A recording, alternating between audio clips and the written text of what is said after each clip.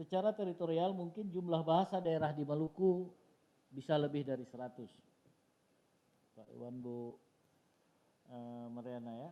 Jadi fenomena-fenomena ini menjadi tantangan tersendiri bagi kami, Kantor Bahasa Provinsi Maluku, dalam hal upaya kami mengkonservasi, lalu merevitalisasi, juga sebelumnya kami mengadakan pemetaan.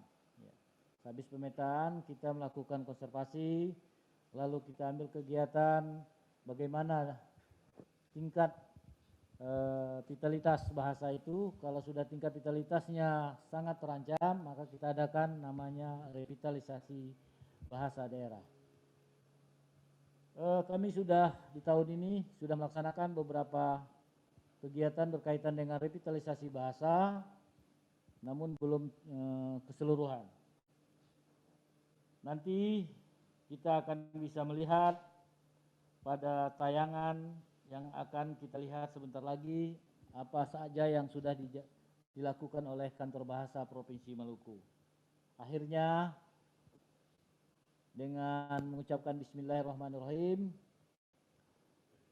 kegiatan Bulan Bahasa dan Sastra tahun 2021 menjalin Indonesia dari Maluku. Saya buka secara resmi dan kita mulai kegiatan ini. Demikian, billahi taufiq wal hidayah. Assalamualaikum warahmatullahi wabarakatuh. Baik, ya terima kasih Pak Saril sudah membuka kegiatan kita pada siang hari ini. Saya silakan Pak Saril bisa mengambil tempat yang sudah kami sediakan. Ya, baik. Selanjutnya kita akan masuk ke dalam pemutaran video, namun sebelum kita melihat video yang sudah disiapkan, bersama kita juga telah hadir dua orang narasumber kita. Yang pertama saya perkenalkan dari akademisi Universitas Patimura, Dr. Iwan Rumalian SPD, MPD. Beliau akrab disapa dengan Bapak Iwan.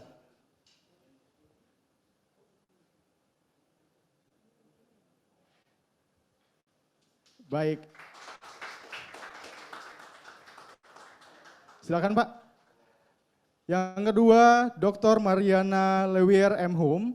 Beliau juga adalah akademisi dari Universitas Patimura Ambon.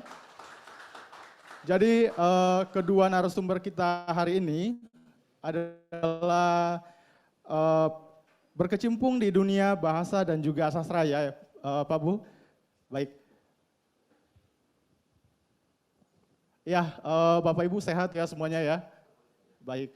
Ya, jadi tema kita hari ini adalah menjalin Indonesia dari Provinsi Maluku, dan kami juga sudah menyiapkan sebuah video singkat mengenai kegiatan-kegiatan yang kita laksanakan selama tahun 2021 ini.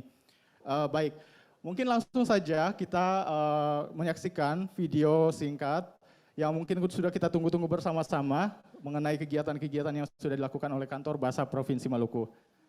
Selamat menyaksikan. Baik, demikian tadi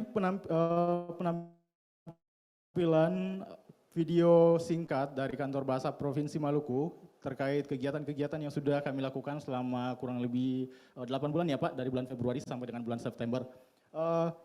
Kita akan langsung lanjut saja ke diskusi kita siang hari ini terkait mengenai kegiatan-kegiatan tersebut. Namun sebelumnya mungkin saya ke Pak Saril terlebih dahulu. Dari bulan Februari sampai dengan bulan September ini Pak, Bapak sangat aktif mengawal kegiatan-kegiatan yang dilakukan oleh Kantor Bahasa Provinsi Maluku, mulai dari perencanaan sampai dengan pelaksanaannya. Nah, mungkin ada kesan-kesan terlebih dahulu Pak yang ingin disampaikan setelah mengikuti semua kegiatan-kegiatan yang kita laksanakan selama ini. Dari semua kegiatan tersebut, Bapak sudah sampai di 11 kabupaten dan kota yang ada di Provinsi Maluku Pak ya, kurang lebih 8 bulan ini. Gimana Pak pengalamannya selama 8 bulan ini Pak? Boleh diinformasikan? Ya, terima kasih. Selamat sore.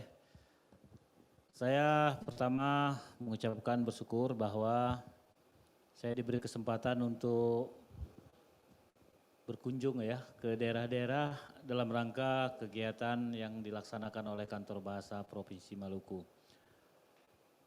Maluku ini kan daerah yang cukup kaya ya, luas. Ada 11 kabupaten kota, tepatnya 9 kabupaten, 2 kota. Bahasa yang tercatat secara resmi ada 62 bahasa, penduduk 1,9 juta maksudnya 1,9 juta jiwa, kecamatan ada 118 kecamatan, desa 1.340 desa, ini yang sangat luas daerahnya. Baik, selengkap itu Pak ya informasi yang Bapak bisa dapatkan selama 8 bulan ini. Ya, saya sudah, jadi alhamdulillah saya sudah mengunjungi dan berkaitan dengan program kita. Pertama berkaitan dengan pemetaan bahasa kemarin di beberapa daerah, kemudian kita melaksanakan konservasi, apakah itu konservasi sastra dan konservasi bahasa.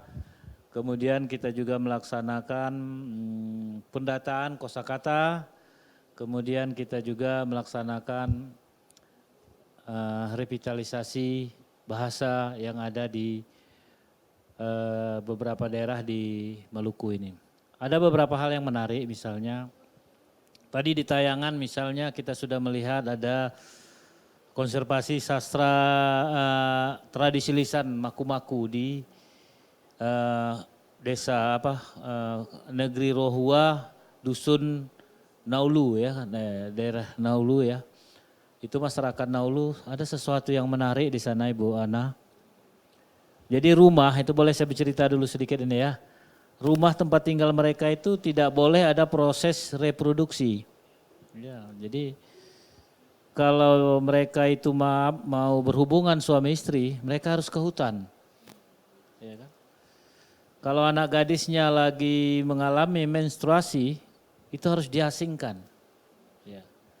Lalu kalau istrinya mau melahirkan, itu harus diasingkan, harus tinggal di luar rumahnya. Jadi rumah itu tidak boleh ada proses reproduksi. Nah, itu yang menarik itu kan. Nah, ini sesuatu yang nanti anak-anak yang kalau sudah istrinya melahirkan di suatu rumah, nanti pulangnya ada upacara lagi penjemputan.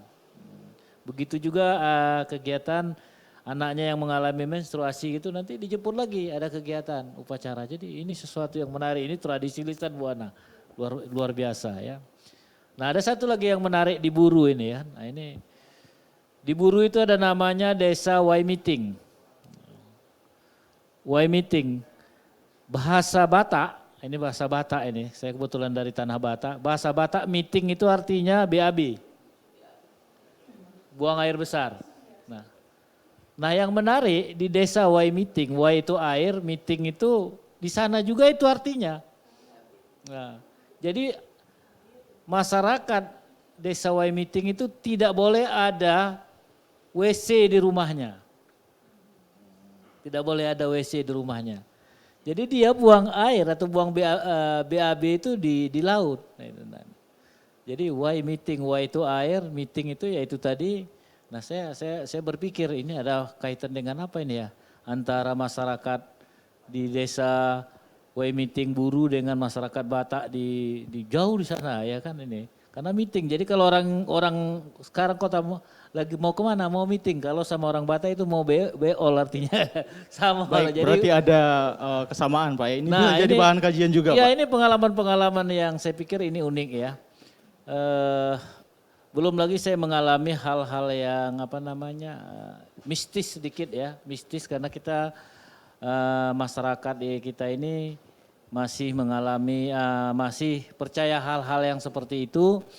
Dan yang menarik sekali beberapa yang kami temukan itu sangat-sangat di luar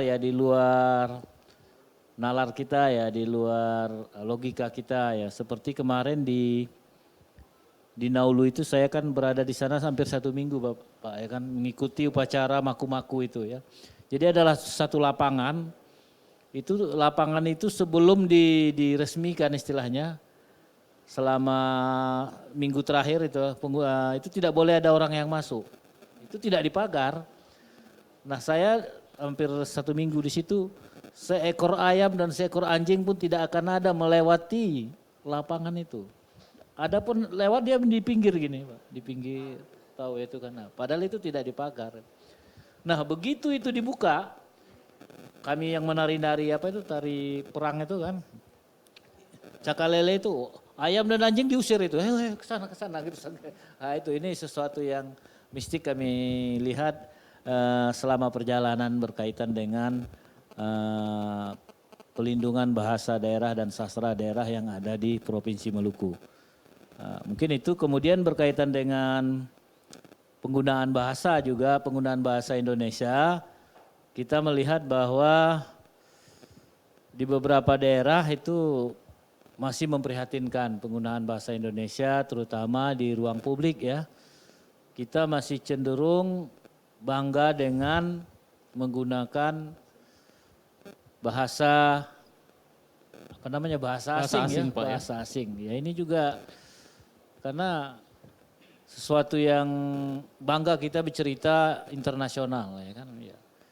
Ini sikap kita seperti itu ya. Sama kalau kita cerita begini ya. Sekarang kan di Indonesia ada 30 lapangan bandara internasional. Nah, sebenarnya ada aturan internasional itu hanya boleh satu negara itu 20% saja. Nah, contoh ya bandara internasional Patimura ya kan, apa gunanya gitu kan. Amerika saja begitu besar, cuma 20 bandara internasionalnya. Begitu besar, karena itu dalam hal penjagaan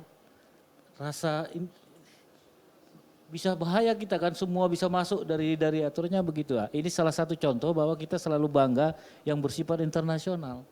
Nah ini kan lagi disusun itu, jadi beberapa bandara yang tak pernah disinggahi pesawat internasional ya dicabut saja. Karena itu jadi idealnya sekitar 8 di Indonesia ini bandara internasional itu saja. Baik. Ini salah satu contoh ya mengapa orang kita itu selalu membanggakan asing dan internasional. Jadi kalau udah bahasanya internasional sudah hebat, padahal nggak pernah datang, nggak pernah mendarat dan ini kosnya lebih tinggi gitu kan, itu salah satu contoh, harus ada situ imigrasi dan sebagainya. Itu contohnya. Padahal sudah ada aturan yang mengatur mengenai pengutamaan bahasa Indonesia Pak ya. Betul, iya. Iya, baik. Tadi pengalaman dari Pak Saril sudah sangat luar biasa. Ibu Ana, saya mungkin ke Ibu Ana lagi nih. Ibu Ana tadi sudah menyaksikan juga mengenai video yang sudah ditayangkan dan juga sudah mendengarkan pengalaman-pengalaman yang didapatkan Pak Saril selama melakukan penelitian. Nah, kesan Bu Ana bagaimana nih mengenai kegiatan-kegiatan yang dilaksanakan oleh Kantor Bahasa Provinsi Maluku? Mungkin selama ini juga Ibu Ana sudah terlibat aktif juga bekerja sama dengan Kantor Bahasa Maluku. Ada kesan yang ingin disampaikan Ibu, boleh? Iya, terima kasih. Pertama-tama saya hendak menyampaikan apresiasi saya terhadap kegiatan yang dilaksanakan pada hari ini oleh Kantor Bahasa Maluku dengan tema Menjalin Indonesia yang tadi sudah dipaparkan oleh Bapak Kepala Kantor. Memang menarik sekali ya, selama ini saya mencatat bahwa sejak adanya Kantor Bahasa Provinsi Maluku, kurang lebih sudah 11 tahun ya kalau tidak salah, sudah banyak sekali kemajuan, sudah banyak sekali hal-hal yang bersifat positif dalam rangka mengembangkan bahasa dan sastra, baik itu bahasa dan sastra Indonesia maupun bahasa dan sastra daerah Maluku.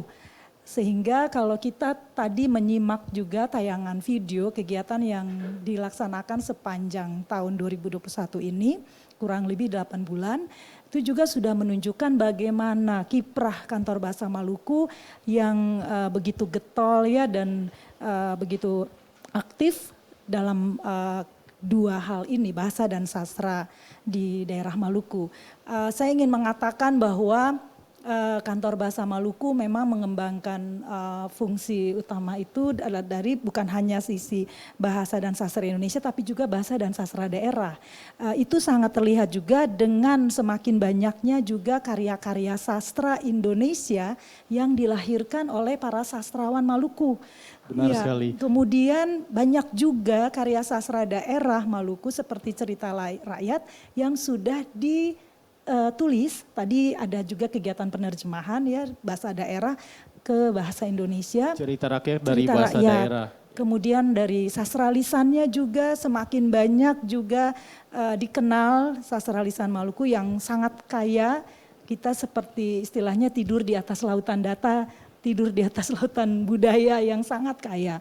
Ya, jadi tadi Tarui Maku-Maku hanya salah satu tradisi di antara sekian banyak tradisi Maluku yang juga saya rasa sudah banyak juga yang dimuat di majalah Fuli ya. Tadi tayangan majalah Fuli itu juga majalah Dwi Bahasa sangat bagus karena menyajikan kekayaan budaya Maluku dalam 2 bahasa. Sehingga masyarakat Maluku maupun masyarakat di luar Maluku bisa mengenal juga bahasa-bahasa daerah di Maluku. Mungkin dari saya seperti itu ya. Baik, jadi sudah cukup tegas ya bahwa Kantor Bahasa Provinsi Maluku telah melaksanakan tugasnya dengan baik sejauh ini. Benar sekali, Mas Baik. Yudi ya. Iya. Kemudian Pak Iwan nih, selama ini juga mungkin saya pertama kali bekerja sama dengan Pak Iwan mungkin tahun lalu pada saat kita melakukan lokakarya pengayaan kosakata Pak ya. Pada saat kami melaksanakan pengayaan kosakata dari bahasa Solang Pak waktu itu. Nah, Pak Iwan, ketika kita berbicara mengenai bahasa yang ada di Provinsi Maluku, di mana jumlah penuturnya semakin berkurang, bahkan tadi sudah disampaikan bahwa jumlah bahasa yang ada 62 bahasa, namun semuanya itu terancam punah karena jumlah penuturnya semakin berkurang. Nah ini mungkin ada kiat Pak yang Bapak bisa sampaikan atau mungkin ada kajian-kajian yang Bapak sudah lakukan juga yang bisa menjadi masukan untuk Kantor Bahasa Provinsi Maluku Pak? Baik, terima kasih. Assalamualaikum warahmatullahi wabarakatuh. Pak Syarif, Ibu Ana, Bapak dan Ibu sekalian. Pertama-tama saya juga ingin menyampaikan apresiasi yang setinggi-tingginya kepada Kantor Bahasa Provinsi Maluku dan beserta teman-teman yang berkecimpung di dalamnya. Karena apa yang menurut saya, karena apa yang sudah ditorehkan oleh teman-teman di Kantor Bahasa Provinsi Maluku memang secara benar telah merupakan jembatan yang menghubungkan Indonesia, telah menghubungkan menjadi jembatan yang menjalin hubungan lintas budaya, lintas agama, lintas sektoral, khususnya bagi masyarakat di Provinsi Maluku. Memang benar bahwa di Maluku bahasa-bahasa daerah itu terancam punah. 2 bulan yang lalu saya diundang oleh Dinas Pendidikan Kabupaten Seram bagian Timur beserta Bu Ana juga dari Kantor Bahasa Bu Erni. Kami melakukan semacam pendataan juga di sana dan yang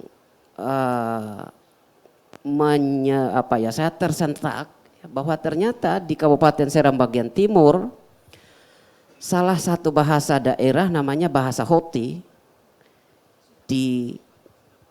dan waktu itu saya minta Bu Erni dan beberapa mahasiswa saya di Seram bagian Timur di Bula itu untuk melakukan pendataan. Ternyata setelah sampai di Hoti itu Bu Erni dan kawan-kawannya itu sudah tidak lagi menemukan masyarakat Hoti yang menggunakan bahasa Hoti. Tetapi sebagai orang Maluku, sebagai warga Maluku, saya sangat berterima kasih kepada teman-teman dari Kantor Bahasa Provinsi Maluku. Karena sejak 2007, 10 tahun yang lalu Kantor Bahasa Maluku sudah melakukan pendataan terhadap bahasa daerah Hoti ini. Dan karena itu pada kesempatan yang sama waktu saya di Bula saya memanggil, saya meminta Dinas Pendidikan untuk menghubungi kepala desanya, di sana disebut dengan Pak Raja itu Pak Yani Paitaha. Saya menyampaikan hal ini kepada beliau dan Pak Yani sebagai raja sendiri tidak lagi bisa menuturkan bahasa ini. Menurut saya ini satu kerugian yang luar biasa besar terhadap keberadaan sumber daya kekayaan besar di Provinsi Maluku. Jadi saya juga ingin mengatakan begini bahwa kita di Maluku ini boleh kita secara jiwa besar mengatakan Maluku kaya akan sumber daya alam. ada minyak di Bula yang dikeruk dari tahun 1816, ada emas di Wetar dan di Pulau Buru, ada juga yang saat ini sedang booming dibicarakan oleh pemerintah Indonesia dan seluruh masyarakat Indonesia, gas abadi Blok Masela.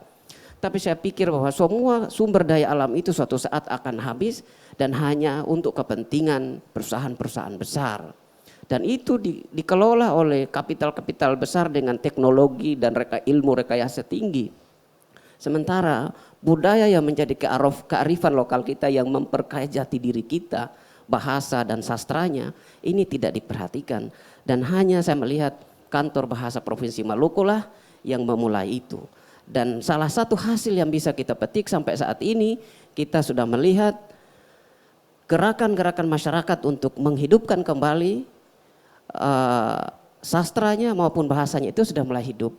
Kita melihat di Desa Hitu Lama misalnya, Pak Kepala Raja, Pak Rajanya, saya kenal baik orangnya juga, setiap hari Minggu beliau selalu ke pasar untuk melihat, memantau secara langsung apakah warganya ini menggunakan bahasa Indonesia atau bahasa Hitu sesama orang Hitu. Dan kalau kedapatan akan memberikan sanksi. Jadi saya kira ini impact yang dihasilkan oleh teman-teman dari Kantor Bahasa Provinsi Maluku di bawah pimpinan Pak Syarif. Begitu juga di KEI yang saya juga 3-4 bulan lalu saya juga membaca di koran, Pak Bupati Pak Haji Rahayaan itu sudah memutuskan hari Jumat sebagai hari pelayanan berbahasa KEI. Saya kira inilah upaya-upaya yang sudah dilakukan oleh teman-teman dari Kantor Bahasa. Nah, kalau saya kemudian ditanya kira-kira apa lagi yang harus dilakukan untuk melestarikan budaya yang di dalamnya ada sastra dan bahasa itu, menurut saya apa yang sudah dirintis oleh teman-teman dari Kantor Bahasa ini harus di follow up oleh pemerintah daerah. Dan tidak sekedar hanya dalam ungkapan, di dalam kata sambutan saja, tetapi harus diimplementasikan dengan sungguh-sungguh dengan menggerakkan seluruh kekuatan-kekuatan yang ada di masyarakat. Demikian pula lembaga pendidikan, Universitas Patimura dan seluruh dinas pendidikan atau lembaga-lembaga pendidikan yang lain. Saya kira itu kalau kita lakukan secara serentak, maka kesadaran masyarakat untuk menghidupkan kembali apa yang sudah dirintis oleh Kantor Bahasa itu akan terlaksana dengan baik. Terima kasih, Pak. Jadi bisa dikatakan bahwa kegiatan-kegiatan yang dilakukan oleh Kantor Bahasa seharusnya menjadi pemantik ya bagi kepala-kepala daerah dan juga masyarakat pada umumnya untuk melestarikan bahasa dan juga sastra. Nah, kemarin pada bulan September ya Pak, kita melakukan revitalisasi bahasa di 3 titik yang ada di Provinsi Maluku, yaitu di Saparua, di Negeri Siri-Sori Islam. Kemudian ada juga di Buru dan di Banda Eli.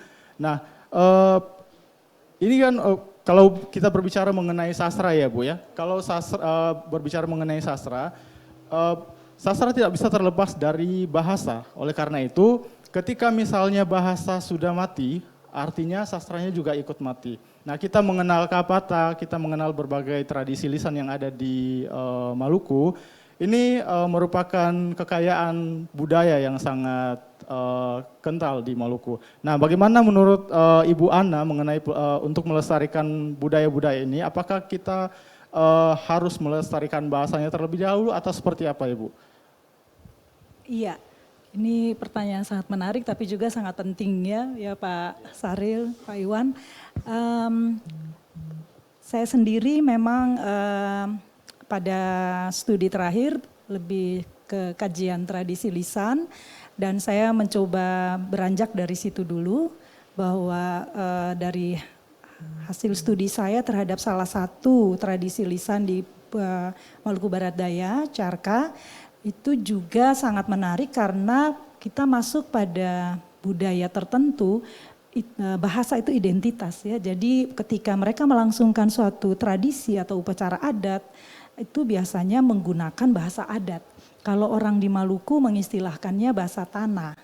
Nah, bahasa-bahasa tanah di Maluku yang ada dalam atau digunakan dalam tradisi lisan mereka itu biasanya secara khusus dikuasai oleh orang tetua atau tua-tua adat. gitu ya. Karena dikatakan juga ada unsur sakralnya, ada sanksi adatnya dan seterusnya. Nah, ini sebenarnya yang menjadi suatu hal yang cukup sulit untuk ditembus. Sama halnya dengan sastra tulis filologi ya Pak Saril. Kalau kita mau meneliti satu naskah juga kadang-kadang ada aturan-aturan tertentu yang tidak bisa kita lampaui. Nah, kalau tadi ditanyakan bagaimana kaitannya apakah bahasanya dahulu atau sastra, sebenarnya ini kan dua hal yang saling berkaitan erat. Karena ketika kita hendak menelusuri makna dari tradisi itu kan lewat tuturannya. Itunya juga kita harus memahami bahasanya seperti itu. Nah, kalau penuturnya sendiri sangat terbatas bahkan semakin hari semakin punah, ini kan agak susah. Padahal dari situ sebenarnya kita bisa juga mengangkat yang tadi Pak Iwan sudah sampaikan, kearifan lokal tertentu ya. Jadi misalnya di daerah itu bahasa tanahnya itu benar-benar bahasa yang sudah arkais, yang mungkin bahkan oleh generasi muda sekarang belum pernah tidak pernah didengar, bahkan tidak boleh digunakan juga. Nah, maka salah satu upayanya juga dengan mendokumentasikannya. Dengan mendokumentasikan tradisi itu, maka kita akan mendapatkan teksnya yang atau syairnya, dan dari situ kemudian bisa diteliti lebih jauh, lebih lanjut lagi. Jadi memang beranjak dari bahasa, karena sastra sendiri kan menggunakan bahasa sebagai media penyampaiannya. Dengan mendokumentasikan bahasanya sebenarnya kita juga menyelamatkan sastranya. Seperti itu Pak. Baik, Iya. ya berarti tetap meskipun kita mendokumentasikan bahasanya, Ya. tetap beriringan dengan pendokumentasian sastranya juga. Iya, seperti itu, dengan ya? sendirinya ketika kita mendokumentasikan sastra lisannya sebenarnya kita sudah mendokumentasikan sastranya juga, begitu. Iya. Baik, ya kalau dari Bapak sendiri gimana Pak, dari Pak Saril mungkin ada tambahan seperti itu? Mungkin dari pengalaman selama perjalanan di Maluku mungkin ada kekurangan-kekurangan yang mungkin selama ini kita belum pikirkan, yang mungkin sudah Bapak pikirkan untuk kita laksanakan ke depan, mungkin ada masukan Pak?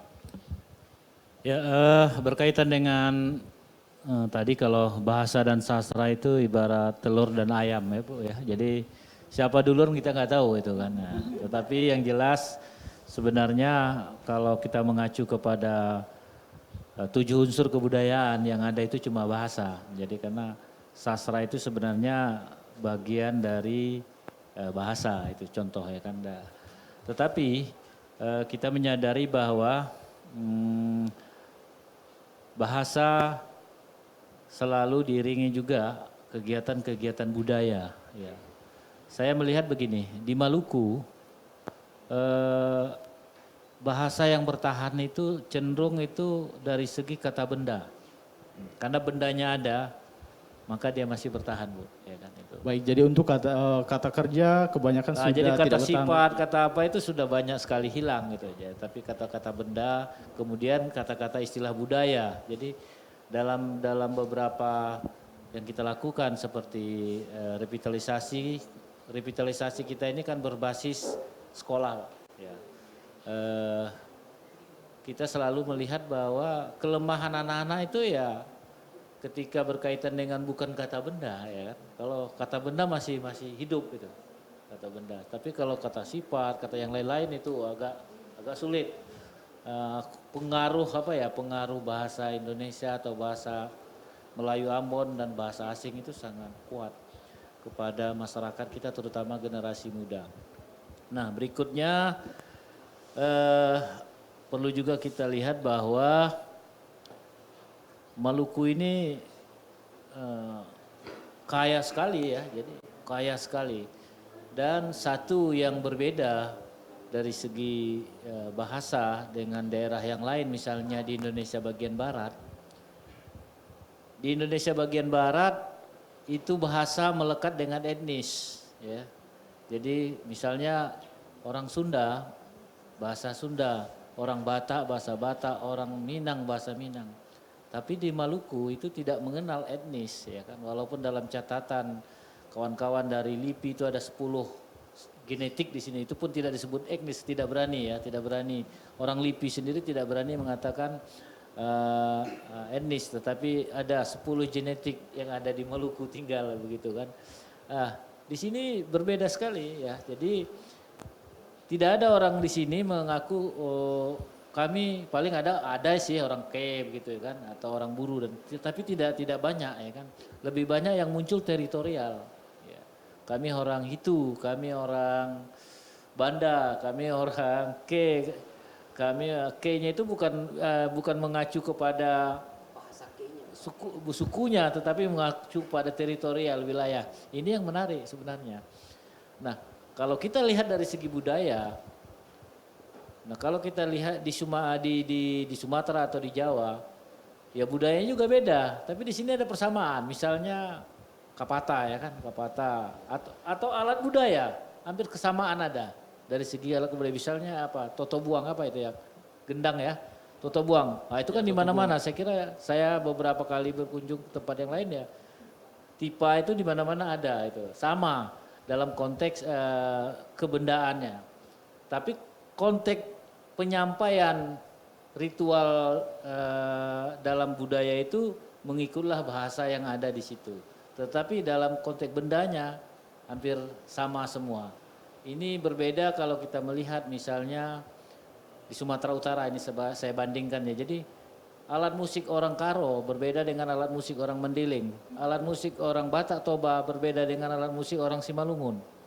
Nah, jadi termasuk tarian, pakaian daerahnya semua berbeda semua. Jadi tapi di sini tidak. Nah, yang membedakan hanya ketika itu disampaikan dalam apa namanya pertunjukan, keluar bahasa, dan bahasa yang dipakai adalah bahasa yang ada di daerah yang bersangkutan. Ini yang membedakan kita, dan ini sesuatu yang kaya saya kira. Jadi satu lagi, saya kira sudah menjadi apa? Kita kan daerah kepulauan. Tetapi tapi saya yakin ada ini. Tidak ada satupun saya menemukan satu cerita daerah atau sastra yang bersifat kelautan, yang menjadi betul-betul apa namanya? Betul-betul diakui seluruh masyarakat sini. Kalau di Jawa kita mengakui ada Nyi Roro Kidul, itu kan diakui semua, itu kan kuat sekali. Entah Bu Ana sudah menemukan, tidak tahulah saya. Kalau di Sumatera Utara itu ada Putri Hijau yang berada di Selat Melaka itu kan. Tapi di sini belum saya ketemukan ada satu kisah. Ada umpamanya kisah apa buaya, lubuk buaya itu buaya putih ya. Buaya putih. Nah, buaya putih ini kalau dalam sastra lisan itu tema yang menjelajah, di mana-mana ada cerita itu. Nah, jadi dia tidak spesifik, ya kan. Nah, apa sama kalau harimau jadi-jadian, harimau hitam atau harimau pincang itu tema yang menjelajah, di mana-mana ada. Sama cerita anak yang durhaka, di mana-mana ada, itu tidak spesifik. Nah, Maluku tidak punya ini. Tapi pasti ada, saya yakin. Karena di daerah kepulauan, pasti ada itu. Baik, mungkin dari Bu Ana mungkin sudah punya temuan atau gimana Ibu Ana? Iya, kalau untuk daerah Maluku secara keseluruhan memang sampai saat ini yang kalau Bapak maksudkan menyatukan itu agak, tapi kalau kami misalnya Kantor Bahasa Maluku pernah mengangkat juga itu kisah ikan layar itu Upas Rui, kalau untuk masyarakat Maluku Barat Daya itu menjadi semacam ini juga ya, mitos ya. Ini dialog ya? Iya. Kemarin saya lihat hampir sama dengan istilahnya hikayat ikan todak di Singapura. Iya, iya. Pulau apa dulu ya kan itu. Baik, ya kemudian saya bertanya lebih lanjut, ini kan kita selama ini berusaha melakukan revitalisasi, melakukan konservasi, dan kita menyasar generasi muda yang ada di Maluku. Nah, menurut Bapak dan Ibu, apakah sudah tepat atau sudah sesuai jika kita menyasar generasi muda untuk saat ini atau bagaimana? Bapak dari Pak Iwan mungkin? Ya, baik, terima kasih. Saya kira generasi muda itu adalah pewaris tahta kebudayaan bangsa kita. Oleh karena itu generasi muda lah yang wajib hukumnya untuk kita sasar. Karena generasi tua ini kan selangkah lagi sudah habis ini. Dan mereka inilah yang akan melanjutkan. Bisa dikatakan generasi muda adalah pemegang tongkat estafet ya Pak untuk pelestarian budaya ke depan. Betul, betul. Jadi begini, dulu ketika saya ingat saya masih SD, kemampuan menggunakan bahasa daerah itu kan sangat kental ya kalau di kampung saya. Bahkan bahasa Indonesia hampir cuma 10%, itu pun kosakata tertentu. Akhirnya upaya dari bapak dan bapak guru saya waktu itu, tidak ada ibu guru waktu saya SD, itu saya diberi hukuman. Berani kedapatan di dalam kelas saya menggunakan bahasa daerah, saya akan didenda. Ya bisa uang, tapi saya tidak punya uang pada saat itu. Ya akhirnya jari saya itu ya dijepit sama pak guru. Dan ya alhamdulillah atas dasar pembinaan itu ya saya bisa menjadi salah satu pengajar bahasa Indonesia. Nah ini saya kira, tetapi efek dari itu pada akhirnya anak-anak generasi muda di kampung saya saat ini, dan bukan saja di kampung saya, bahkan di Maluku secara keseluruhan. Tahun 2010 saya pulang kampung, mereka masih menggunakan bahasa daerah Pak. Tapi 2 tahun terakhir saya tidak pulang, tapi saya menelpon ponakan-ponakan saya bertanya, numu babai lagi, itu mereka tidak bisa menjawab dengan bahasa bahasa daerah saya itu bahasa Gorom Pak. Mereka selalu mengatakan ayah inai rumah. Jadi kata baba itu tidak dikuasai lagi oleh anak-anak ini. Numunina, lama baru dia jawab, oh mama ada di rumah, mama inai rumah. Berarti Itu, sudah Pak. tidak Jadi, menguasai bahasa daerah lagi Pak ya? Iya, generasi jadi mudanya. apa yang dikatakan oleh Pak Sahril tadi bahwa bahasa daerah di ambang kepunahan itu bukan sesuatu yang direkayasa, tapi real adanya di masyarakat. Itu Pak. Baik, kalau dari Bu Ana bagaimana Bu pandangannya? Iya, saya sependapat dengan Pak Iwan. Tadi kata kuncinya pada pewarisan ya. Jadi memang mewariskan nilai-nilai budaya, salah satunya bahasa ini sasarannya kepada generasi yang kita sebut sekarang generasi emas. Ya, mengapa sampai disebut emas? Berarti sangat berharga. Merekalah yang nantinya akan menjadi pemimpin di masa depan. Jika mereka tidak diwariskan hal-hal yang baik termasuk bahasa daerah, maka tentu mereka ke depannya nanti menjadi generasi yang juga melupakan identitas daerah mereka sendiri. Jadi saya melihat di sini banyak cara sebenarnya. Kalau dalam maksudnya dalam kegiatan aktivitas yang berkaitan dengan anak-anak, perlu dilakukan langkah-langkah yang berkaitan dengan hal-hal yang mereka senangi. Sekarang era digital kan banyak sekali bisa dilakukan supaya mereka mau belajar bahasa. Karena sesuatu yang terpaksa itu juga kan tidak baik. Bagaimana menumbuhkan kesadaran, membangkitkan kesadaran sehingga mereka dengan sendirinya termotivasi untuk mau belajar bahasa mereka. Mungkin yang paling sederhana dengan lagu-lagu daerah. Ya kecil, saya ingat dulu kita kecil kan banyak sekali lagu-lagu daerah yang diajarkan dan itu sampai sekarang masih diingat ya. Apalagi untuk saat ini Maluku dinobatkan sebagai kota musik benar ya. Sekali, kota Ambon ya, kota musik tapi kota bukan Ambon. Maluku. Ya, jadi itu salah satu cara karena permainan tradisional juga sekarang tidak lagi mendominasi sudah tidak dilakukan jadi, lagi ya. Jadi apa salahnya misalnya permainan rakyat itu diganti dengan atau dimodifikasi dengan penggunaan bahasa daerah tentang hitungan 1 sampai 10 dan seterusnya. Atau hal-hal yang paling sederhana yang setiap hari mereka lihat itu bisa diwariskan dengan cara tidak harus selalu dengan melalui pendidikan formal kan. Baik, iya. Jadi kalau kita mau berbicara mengenai bahasa dan sastra tentunya sangat banyak yang bisa kita gali sebenarnya.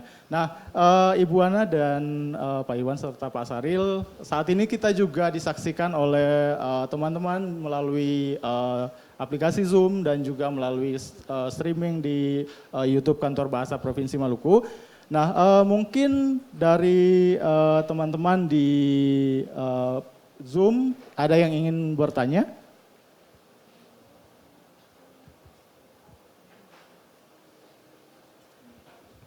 Atau mungkin teman-teman yang ada di ruangan saat ini bisa?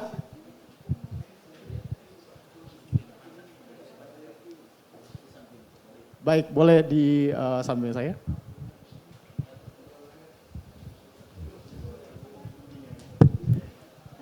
Baik, terima kasih atas kesempatannya, Ibu Bapak narasumber. Sebelumnya, perkenalkan nama saya Iswanita Sri, Dubes Bahasa Maluku 2019. Pertanyaan saya, Ya, mungkin boleh dibuka maskernya supaya terlihat wajahnya ya. ya terima kasih Pak. Pertanyaan saya terkait dengan tadi yang sudah Pak Sarif sampaikan bahwa tentang yang Bapak ke daerah-daerah Maluku itu kan tentang ada juga di bidang pendidikan tentang bahasa dan sastra. Pertanyaan saya, bagaimana tanggapan Bapak dan Ibu narasumber terkait penggunaan sastra dalam materi pembelajaran di satuan pendidikan di Maluku? Apakah ada kerjasama antara kantor bahasa sendiri dengan dinas pendidikan mengenai hal ini? Terima kasih. Baik, ya terima kasih. Selanjutnya ada lagi? Ya silakan, boleh maju.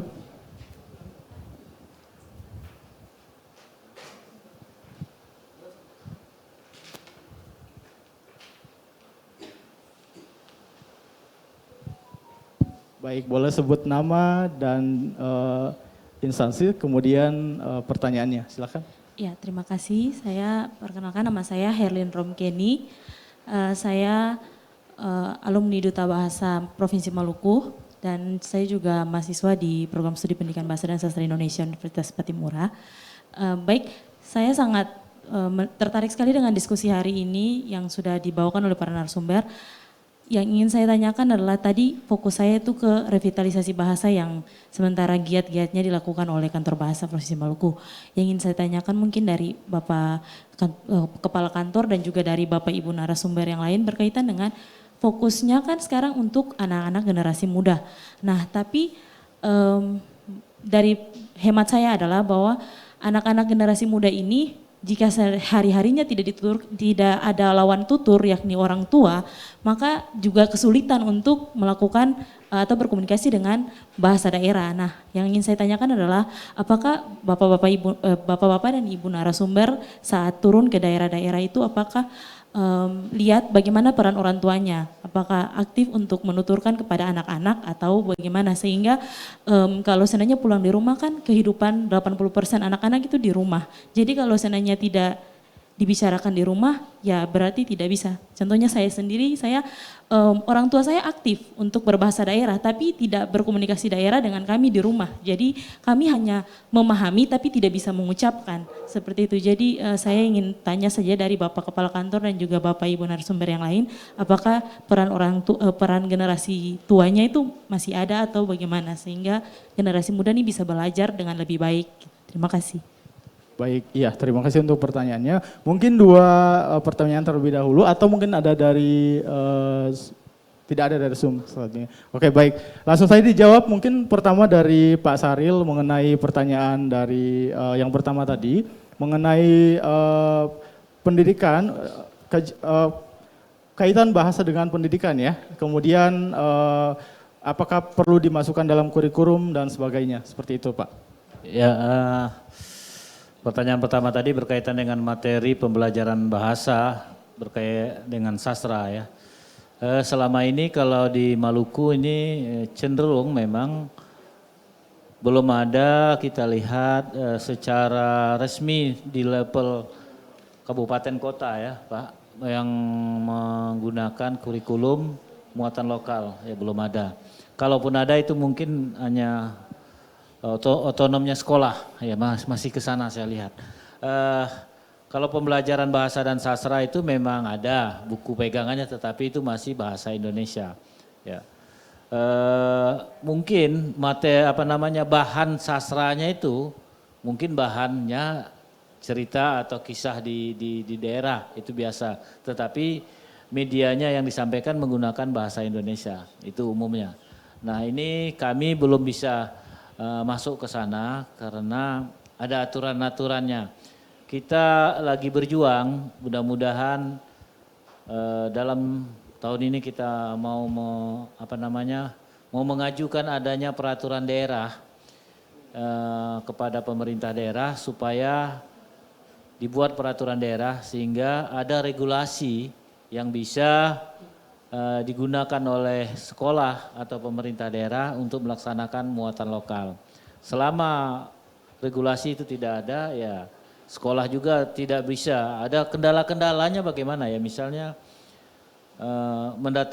membayar gurunya, membeli bukunya, dari mana anggarannya, payungnya ada payung hukumnya harus ada, itu kalau di sekolah. Jadi dia satu siklus, jadi tidak semudah, oh kita laksanakan ini, tetapi ada aturan-aturan laginya.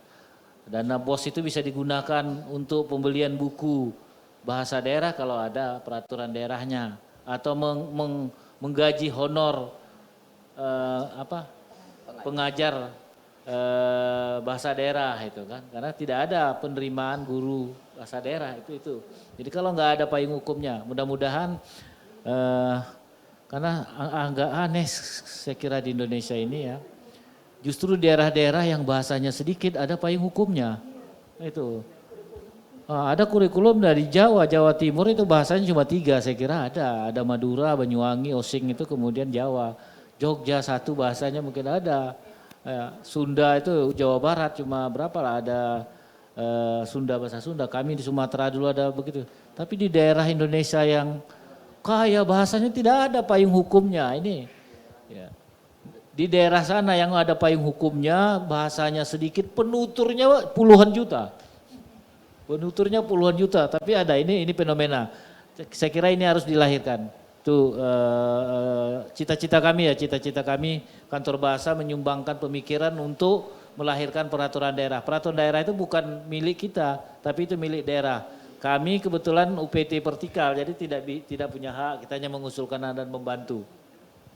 Kedua tadi pertanyaan Nadi ini yang berkaitan dengan penggunaan bahasa. Memang penggunaan bahasa itu harus ada beberapa ranah dia, ada ranah keluarga, ranah ya di perkantoran, pendidikan dan sebagainya.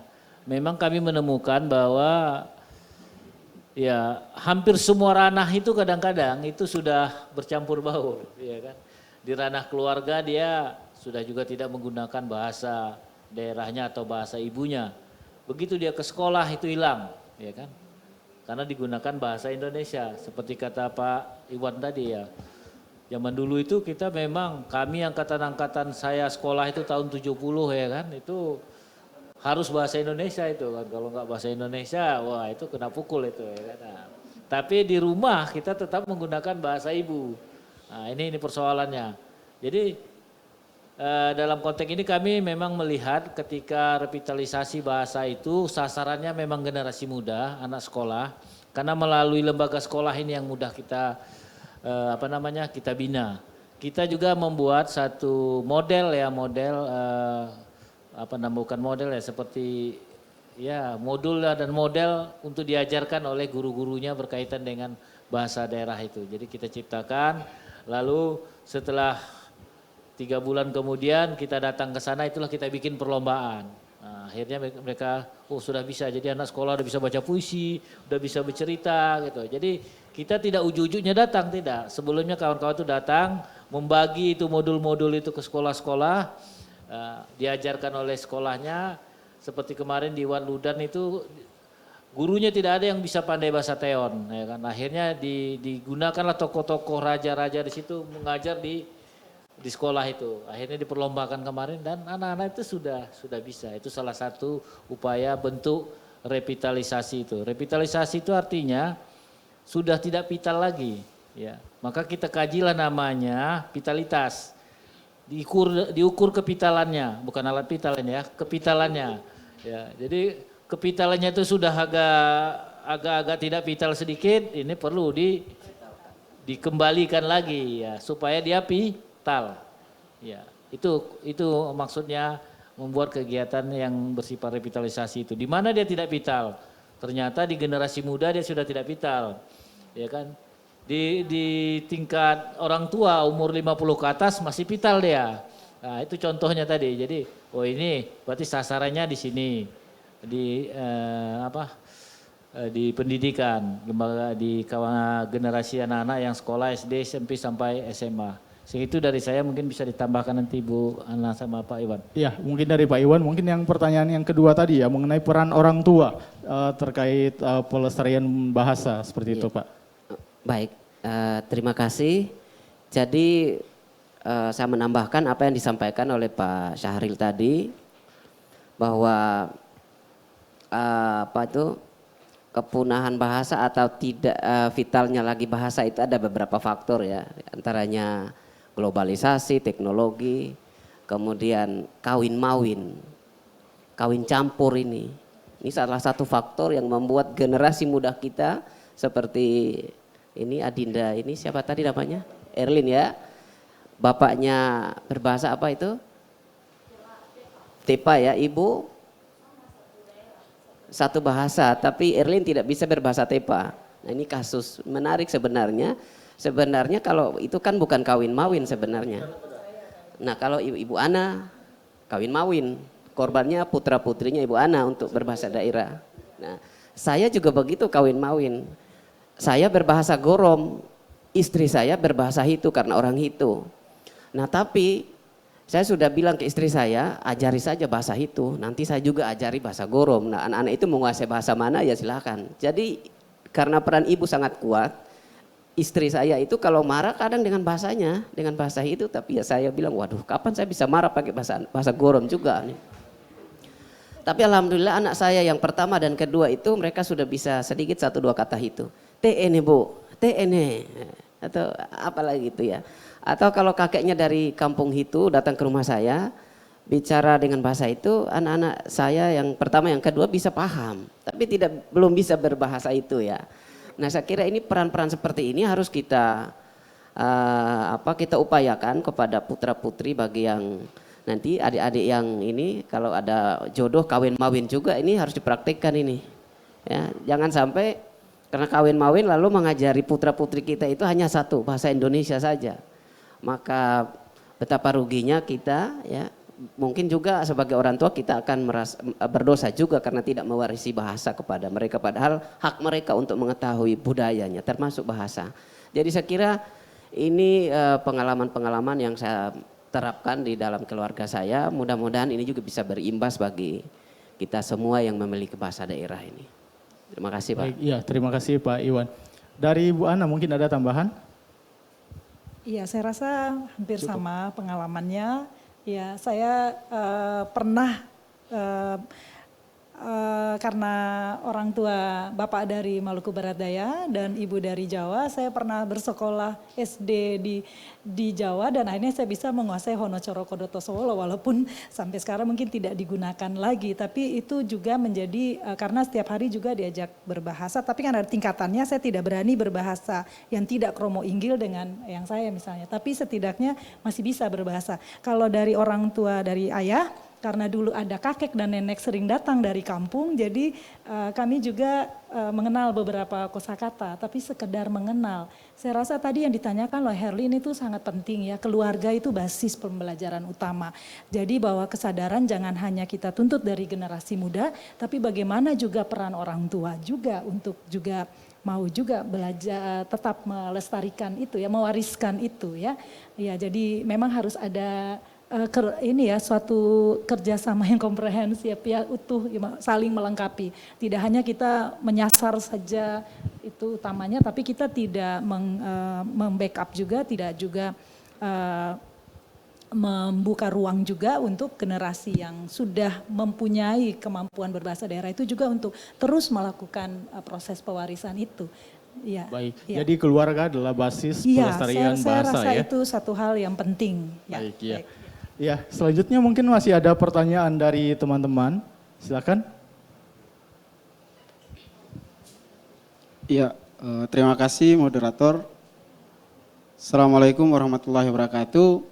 Dilihat seperti tadi Pak Kepala Kantor Bahasa katakan bahwa yang lebih uniknya bahwa terjadinya klaim antara satu dengan yang lain tentang kebahasaan dan sastra. Kemudian sehingga munculnya tidak ada namanya satu keunikan yang muncul dari Maluku, contohnya seperti Ratu Nyi Roro Kidul dari Pantai Selatan, kemudian seperti tadi juga dari kampungnya Pak Kepala Kantor Bahasa sendiri. Nah, ini yang menjadi problem sebenarnya. Yang menjadi problemnya adalah bagaimana tanggapan Kepala Kantor Bahasa Maluku sendiri dan Bapak Ibu narasumber terkait dengan klaim pemilik bahasa dan sastra yang ada di Provinsi Maluku, sehingga tidak terjadinya satu spekulasi tertentu yang muncul untuk menjadi satu khasana tertentu dari Provinsi Maluku, seperti tadi contoh Nyi Roro Kidul yang tadi dicontohkan oleh Kepala Kantor Bahasa Maluku itu sendiri.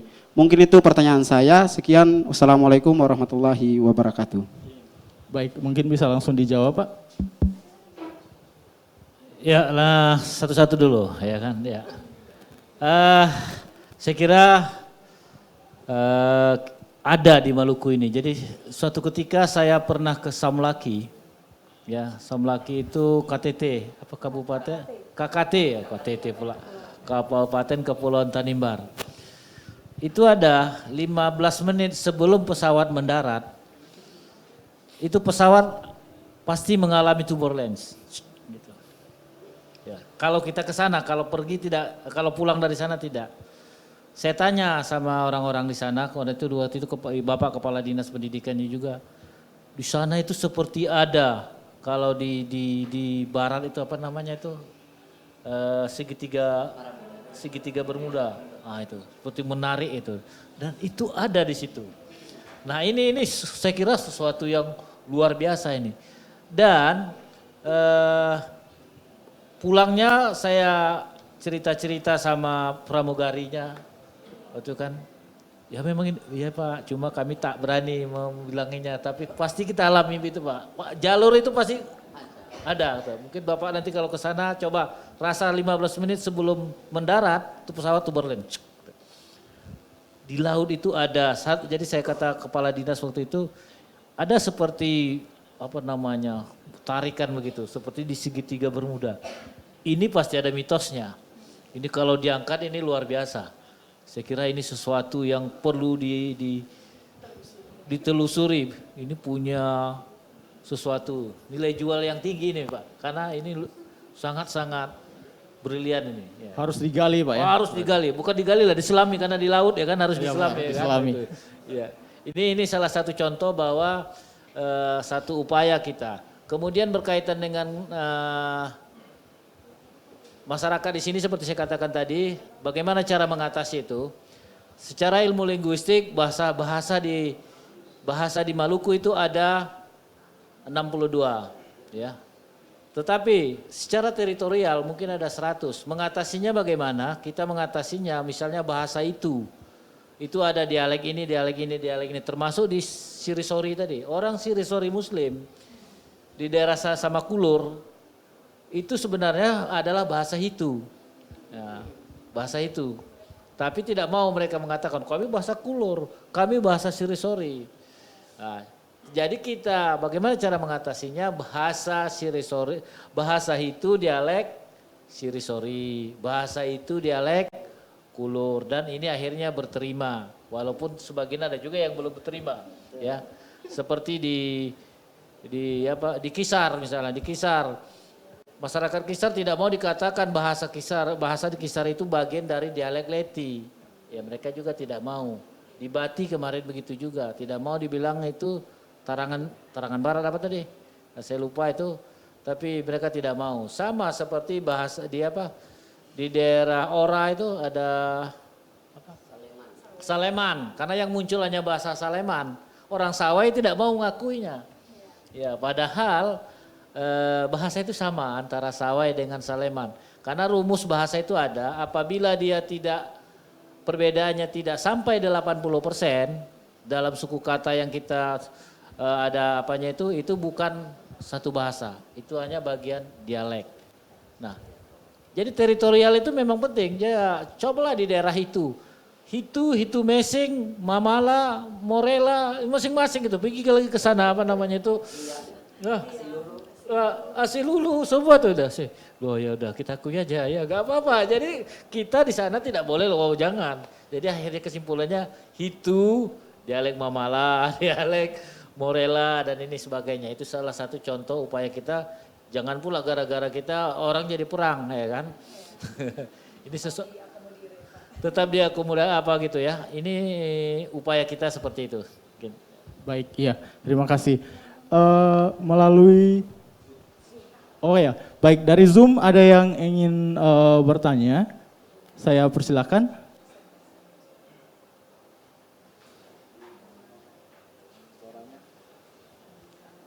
Ya mungkin suaranya. Ibu Merlin, saya persilakan untuk menyampaikan pertanyaannya. Silakan Bu. Ya, suaranya masih di mute Ibu, mungkin bisa diaktifkan dulu pelantang pada handphonenya.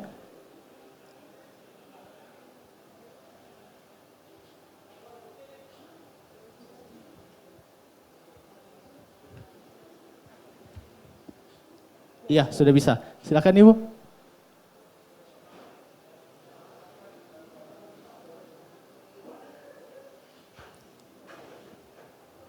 Ya ini suaranya tidak terdengar di sini, bisa dibantu?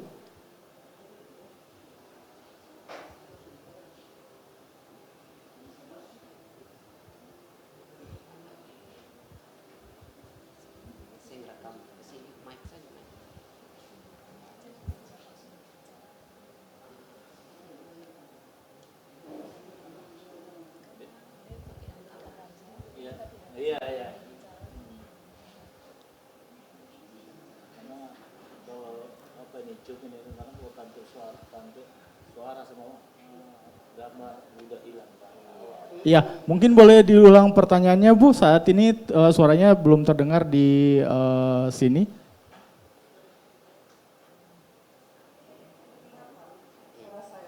Iya, sudah. Ya, sudah terdengar Ibu.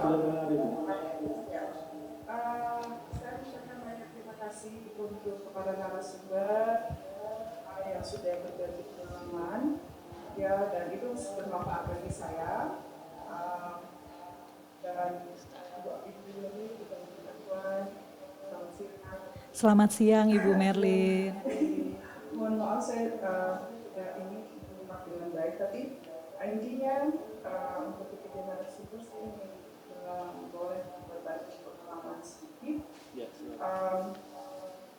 Bagaimana upaya untuk melestarikan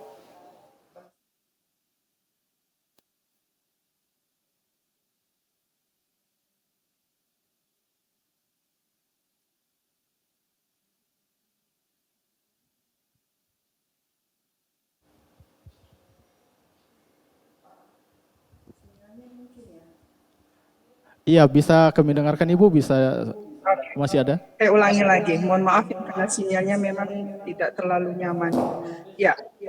Ya, pertanyaan saya yang pertama adalah bagaimana upaya untuk melestarikan bahasa daerah bahkan tradisi di tanah Maluku ini di ranah pendidikan. Sebagaimana kita ketahui bahwa pembelajaran muatan lokal pun masih perlu dibenahi. Nah, selanjutnya bagaimana peran dari kantor bahasa menyikapi hal ini? Ya, itu pertanyaan saya. Terima kasih. Ya, baik. Dari Pak Sarel, dari Ibu Merlin tadi, coba. Ibu Merlin, Pak. Ya, terima kasih Bu Marlin. Bagaimana upaya melestarikan bahasa daerah termasuk tradisi pada ranah pendidikan ini memang sebenarnya harus kita melalui pendidikan. Tetapi tadi sudah saya sampaikan sama dengan pertanyaan sebelumnya bahwa kita sekarang lagi menggodok ada payung hukumnya Ibu. Jadi harus ada regulasi yang bisa membuat pembelajaran bahasa daerah atau muatan lokal itu kita terapkan di sekolah ya. Sekarang mungkin kalau tingkat provinsi kita bisa mudah menjangkau ke SMA dan SMK karena dia di bawah provinsi ya. Tapi kabupaten kota, SMP dan SD itu miliknya kabupaten kota. Jadi harus juga kita masuk ke kabupaten kota. Jadi banyak juga cara-cara yang bisa dilihat. Tetapi sampai saat ini memang belum berjalan. Ya, saya melihat secara keseluruhan belum berjalan. Kalaupun ada masih bersifat otonom daerah ya. Seperti di K itu ada misalnya sehari berbahasa daerah, berbahasa K, kemudian di itu juga ada dan tetapi belum masuk secara resmi ke dalam sekolah. Itu sepengetahuan saya Bu Merlin ya, tetapi mungkin nanti bisa ditambahkan oleh Bu Ana sama Pak Iwan, apakah sudah ada dilihat di sekolah yang lain atau di wilayah yang menggunakan muatan lokal. Tapi begini Bu Marlin, saya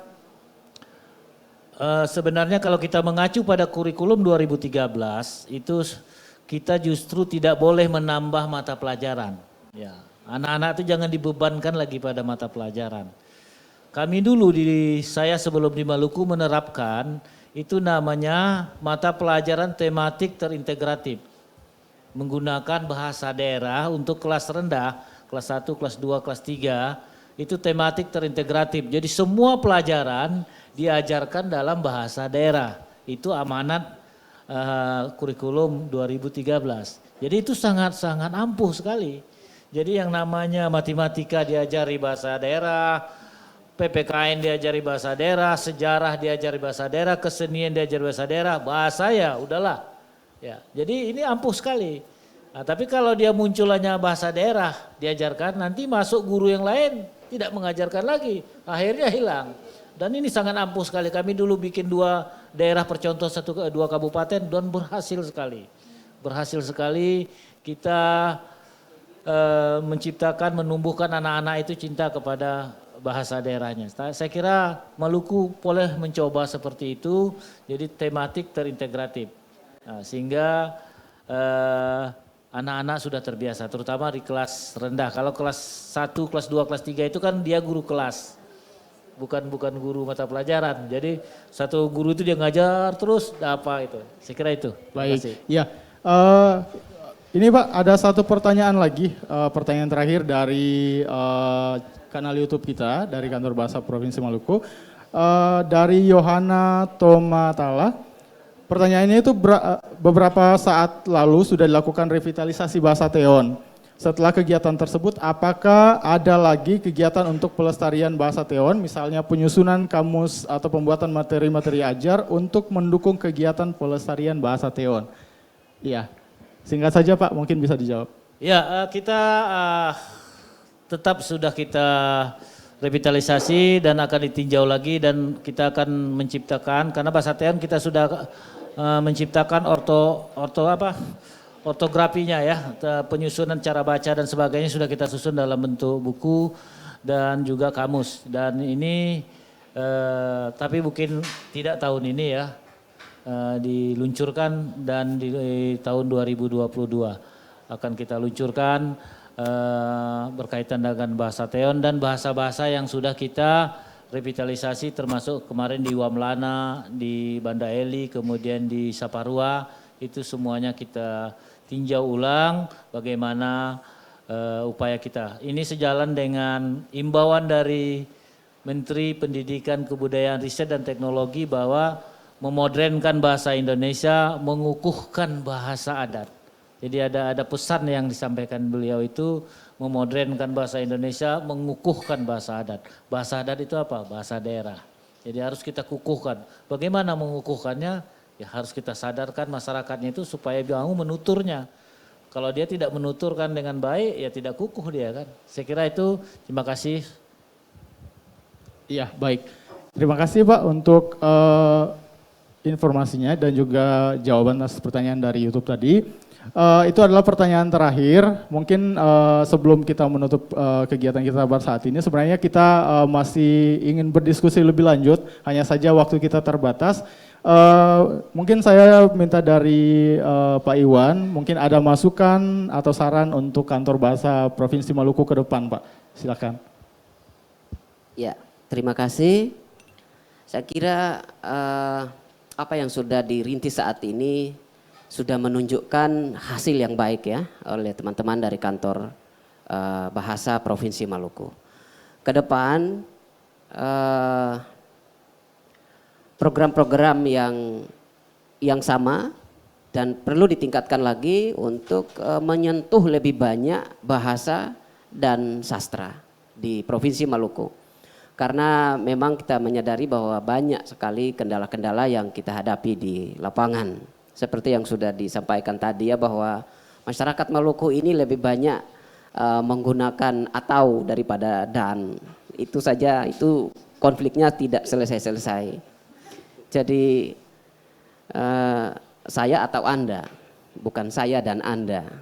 Karena itulah kendala yang dihadapi memang sangat banyak. Tapi saya sangat meyakini bahwa di bawah kepemimpinan Pak Syahril maupun Bapak dan Ibu teman-teman di kantor bahasa akan mengatasi seluruh itu dan bisa berbuat yang terbaik untuk kebudayaan di Indonesia, kebudayaan di Provinsi Maluku, dan yang terakhir itu adalah terpulang kepada kesadaran orang Maluku sendiri mau melanjutkan apa yang sudah dirintis oleh kawan-kawan dari kantor bahasa Provinsi Maluku. Saya kira itu dari saya, Pak. Baik, ya, dari Ibu Mariana mungkin ada masukan lagi. Iya, mungkin kepada kantor bahasa Maluku, Bapak Kepala Kantor dan teman-teman, ruang-ruang yang sudah dibuka ini kalau dalam apa yang saya amati selama ini belum semua ruang dibuka. Kita masih banyak yang ruang-ruang yang perlu lagi dibuka. Kalau tadi kita lebih banyak berbicara tentang bahasa dan sastra daerah, sebenarnya yang cukup miris juga adalah bahasa Indonesia itu sendiri. Berbahasa sehat di sini bukan hanya kita mau melihat penyakit yang ada di ranah daerah, tetapi sebagai pengguna bahasa Indonesia sendiri masih banyak masyarakat yang belum bisa berbahasa Indonesia sesuai dengan situasi dan konteks penggunaannya, bahkan juga dalam berbagai forum, baik lisan maupun tulisan. Ini kami di program studi pendidikan bahasa dan sastra Indonesia sendiri menemukan itu, dan sebagai pengajar mata kuliah wajib kurikulum MKWK Bahasa Indonesia, kami menemukan banyak sekali bahwa sampai tingkat universitas pun mahasiswa-mahasiswa kita belum bisa berbahasa Indonesia yang baik dan benar. Jadi mungkin ruang-ruang yang tertutup yang saya maksudkan tadi perlu diseimbangkan sehingga bukan hanya menyentuh hal bahasa dan sastra daerah, tapi juga bahasa dan sastra Indonesia. Mungkin lebih banyak lagi ada advokasi dan ada kegiatan-kegiatan yang seirama. Mungkin itu saja pesan dari saya. Terima kasih. Baik, Ibu Ana, terima kasih.